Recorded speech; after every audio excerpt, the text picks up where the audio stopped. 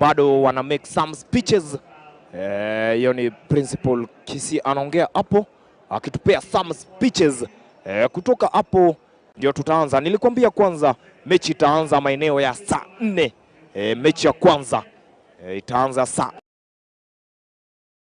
Tutaanza kukuletea matangazo live, but everything that is taking place in Gusii Stadium you will see live kutoka Ripple Media. Ripple Media is the only channel that concern for you. Concern for you. Tuko hapa kwa hisani yako kwa sababu wewe ni sisi na sisi ni wewe. So tunasema subscribe Ripple Media. Ndio maombi yetu sana sana.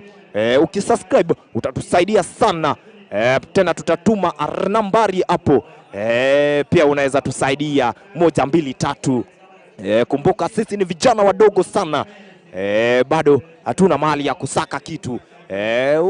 Ukitufollow, ukitusubscribe, mambo itakuwa swafi. Mambo itakuwa hajab. Wacha tusikie mambo gani wanasema pale wakubwa.